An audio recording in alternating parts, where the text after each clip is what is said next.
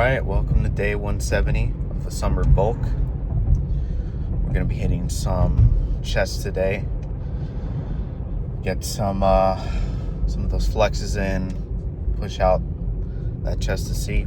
For cable crossovers, depends on angle, but there is a much more better machine that I found way in the back that I haven't done. So we'll hit it with that. I think I might drop the pullovers. Yeah. Because I don't think it's doing enough of a difference that I could tell. So I'm gonna drop the pullovers with another, let's see. I could drop it with the machine pullovers, or pec decks, my bad. Machine, I don't even know what they're called. I'm spacing out because I don't know what that machine's called, but it's similar to when we lay down on the bench and we just do, what is that called? Damn, I look like an idiot. Well, whatever. You guys will see. I might do that, or I might replace it with another bench movement, because that's something that I've always done. I've always done since scratch, bench, decline, and incline. But I've dropped bench the past 2 months. If I'm already doing incline and I'm doing machine press, I replace bench pressing with machine pressing, because I'm able to get more control with my pecs than doing a bench press. And even so, if I did a bench press, I'd rather do it on a Smith. I have more control still. From what we did last time, I will say that video was really cool when we did arms yesterday. I learned a lot about how my muscles can react on range of motion and controlling the flexion much more than rather just pounding such heavy weight. Well, I feel like I can apply the same principle when I'm doing more isolation movements. So yeah, let's get to it.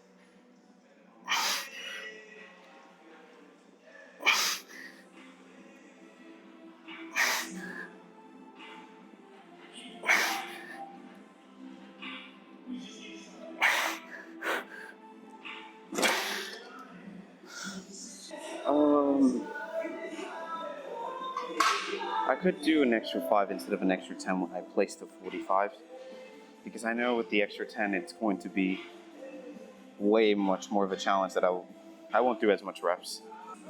Also, let me try doing it a bit more narrow. I look back at the footage and I think my arm's a bit too outward. Yeah.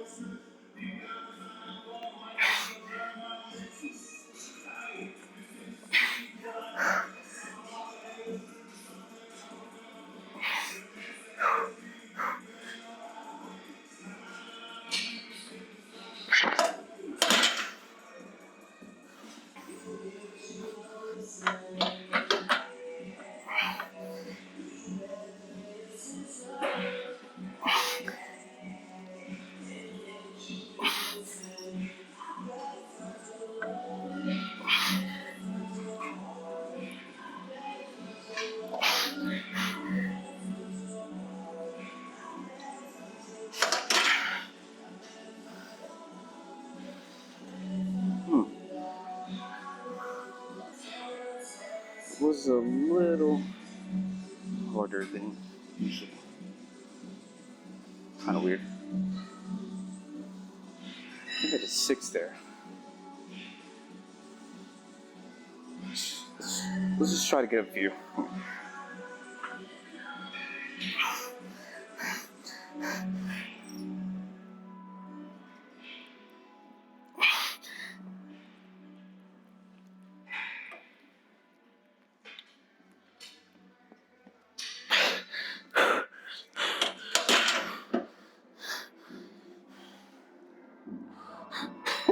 Yeah, the fact that that happened, I'm 100% sure that if I put a 10, it'd be a bit of a problem.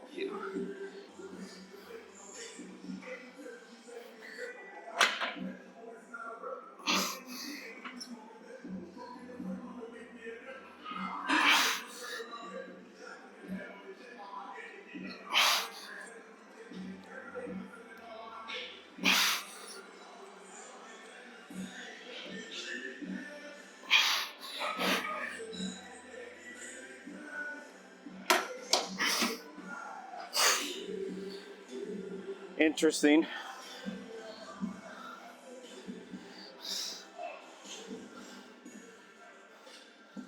I'll talk about this when I'm posing. But, alright then.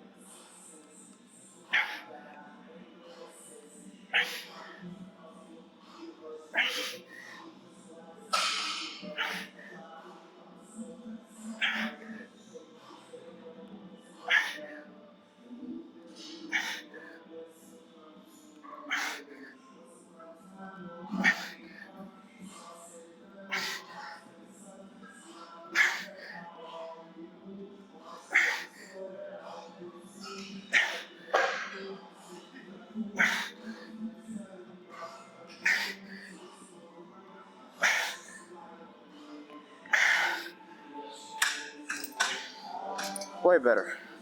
Way better than any of those two. Well, I'm just more used to this machine.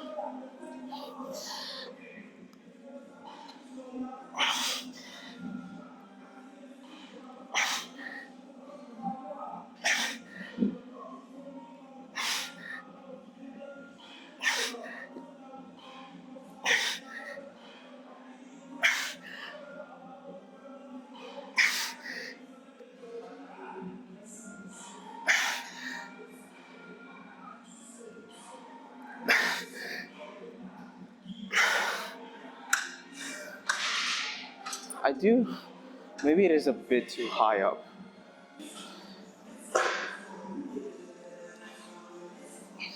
Yeah, this looks way too low.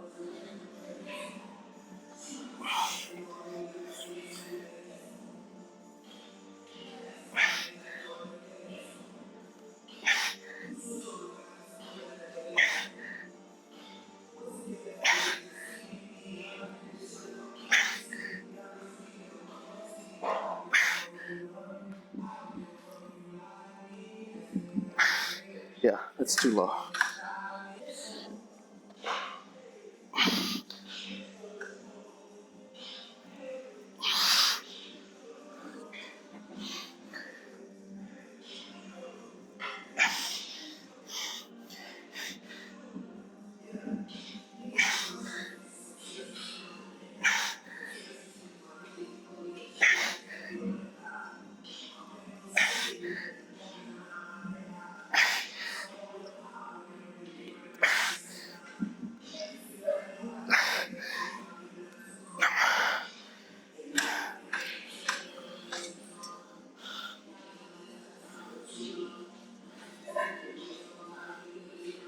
I'm starting to get a bit of fragments of what I used to do because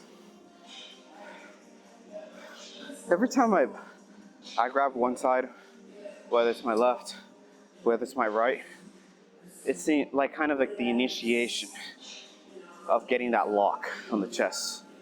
When I start, I grab the weight and I pretend like if I'm already doing the movement. I just grab one, but instead of relying on your shoulder, I just push it with the chest.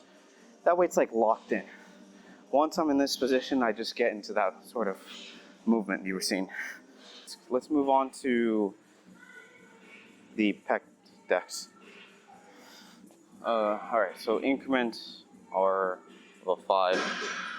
We can't manipulate that too much. So we'll start with a 20-second, the same third.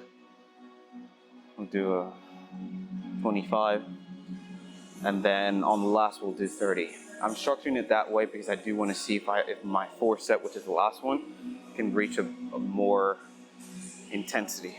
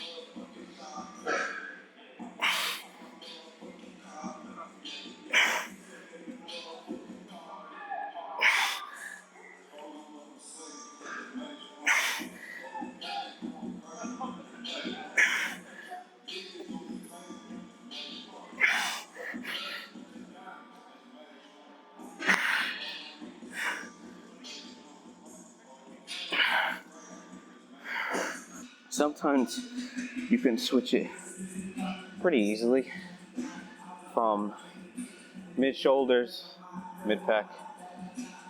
But if you switch it up a bit, it's mostly the pecs, and your shoulders are not really playing in.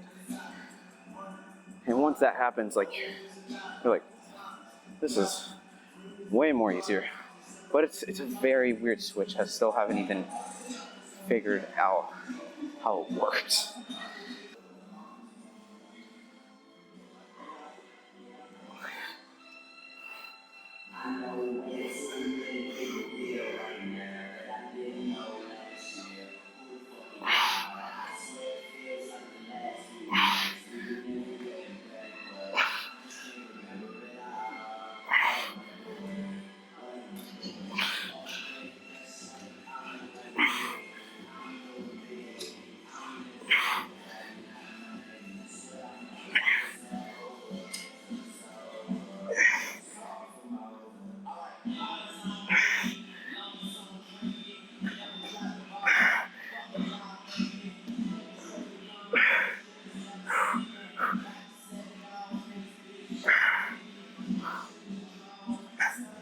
Much better. Yeah, way better than if I would have grabbed the 30 pounds. Because I did the switch up. Yeah. Nice. All right, let's do.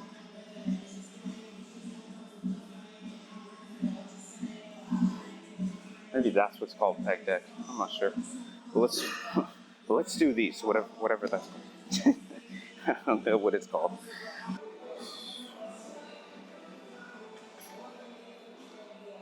So from these.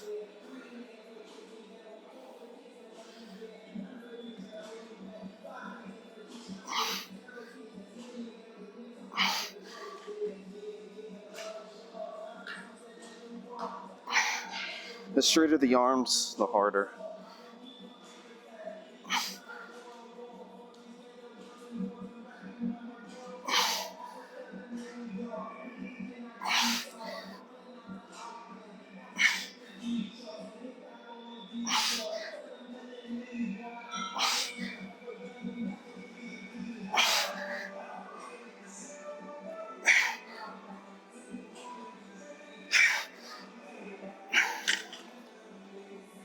I find too that when you're doing these, I hope there's no name. But if you do these, whatever these are called, it sounds kind of contradictory if I don't know the name and I'm just giving a bit of advice to myself. But for me, I do find that I get a better activation when the seat's lower. So kind of when my arms like this instead of being like here. When I go here, I mean, you can even do it without weight. Do this, and you just feel it. Compared to doing it lower, I feel it more here, my delt. For me, it's better doing this and just sticking out.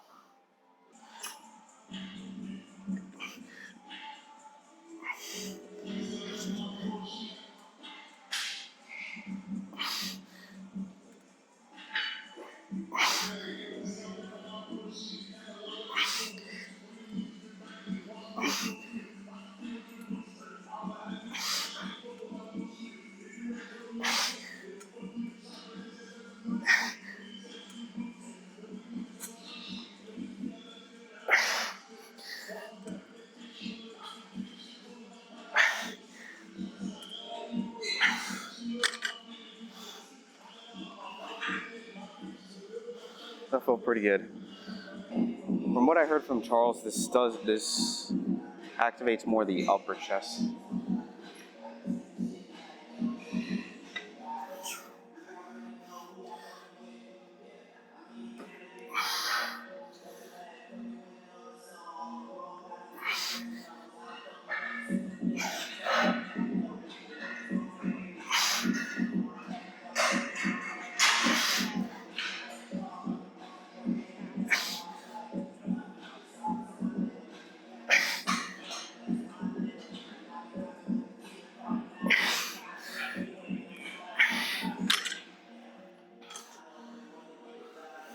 I put that more than 100 pounds, I mean, it kind of defeats the purpose because you're doing the isolation here.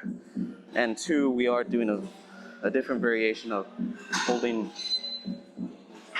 these things a little bit higher. And you're doing upper chest, so it's, you gotta connect the dots a bit better.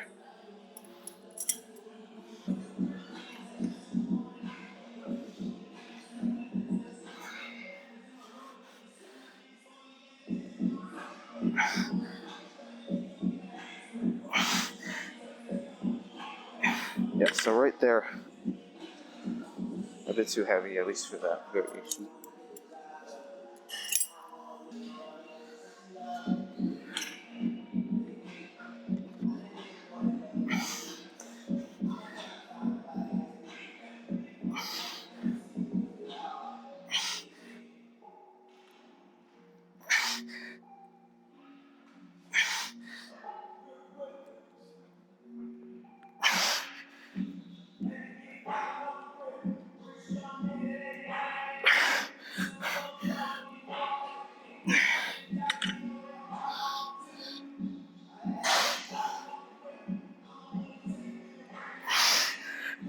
No, that's too much stealth. I was just trying to squeeze. So once you're on the out, I used to just stick it out. That way there's more movement. And again, this is from Charles too. This is from Mr. Galas.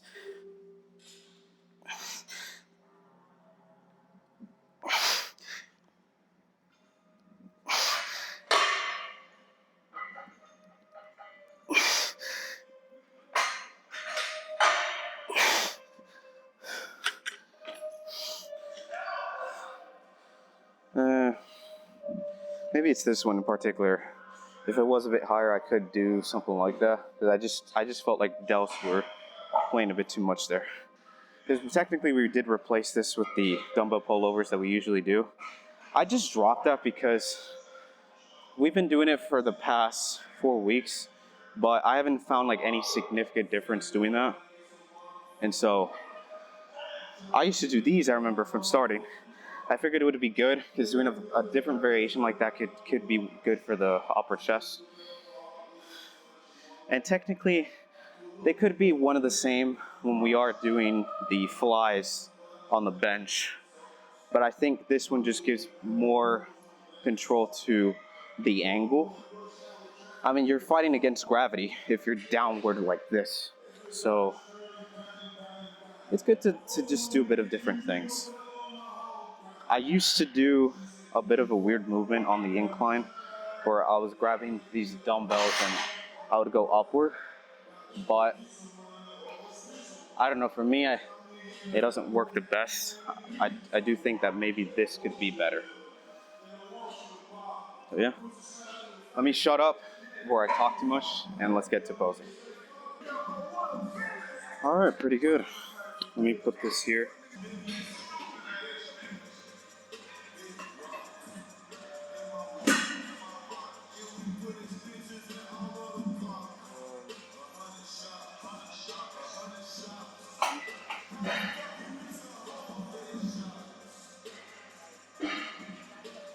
Yeah, yeah, that is a bit bigger. I'm like, is it? Yeah, yeah, yeah. It is a bit bigger from what we did. Let's just do a classic.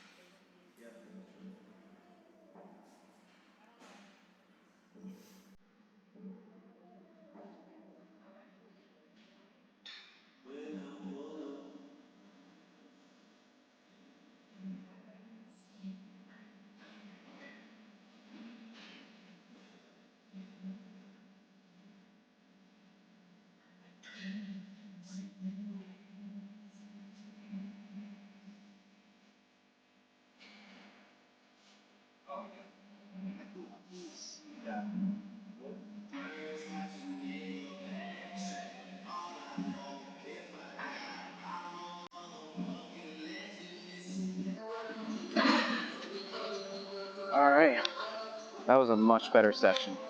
The fact that I switched up a bit the lower sets with a higher set.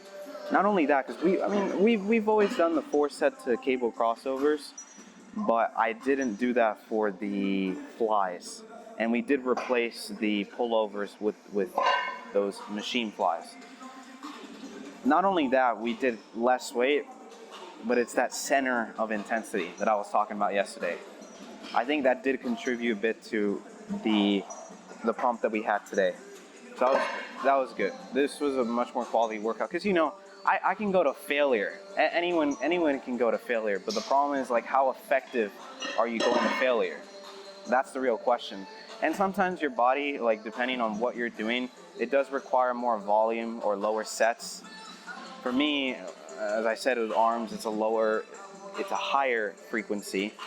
With chest, it's a bit of a mixture between higher frequency, but then heavier sets. When it comes to compound, you kind of have to see what you're doing. But anyways, I'm hungry now. Let's get back to the car and reminisce a bit more. All right, so now I think it would make sense from an outside view that you could be saying, but bro, you look like you're just getting a pump though. Yeah, that could be, but not really. Here's the thing. When I'm pushing the weight, right, whether that was flies, whether that was cable crossovers, I was doing it with lighter weight more than usual. However, each rep that I was doing, I was flexing. I was flexing more, and so it was harder actually by each rep. It wasn't easy, it was harder. That's why you saw me struggling, and that's why I wasn't able to do more than maybe 14, maybe 15. I was doing 12 to 15 up to how much I can get, right? Once form started getting bad, I just stopped doing it. Weights that I really can push without worrying a huge amount in form, even though form is crucial, but that would be incline with the Smith. Because with the Smith, I'm pushing outward. It's more of an area movement where I can push outward with my chest. And so it doesn't require me to manipulate a huge amount of motion. Why? Because it's a Smith. It only goes up and down. I'm not doing a free weight. If it was a free weight, maybe the bar can go slightly forward, it can go slightly backward. There's more control that you have to do. And so it makes it, in that way, it would make it harder. However, because I'm doing a Smith, I can push more without worrying a huge amount in form. If you're doing it by yourself, you don't have much spotter. And I think the maximum, let's say from 0.0 on up to the squeeze, I don't think you can do as much the squeeze compared to doing it with something that has more of a straightforward movement. So that straightforward movement could be also said with the machine press. That's why I like to do them, because they're singular. I have more control, and I train solo. For me, it's best to adapt the workouts that I do by solo. Why? Because how do you expect to, like, you can't apply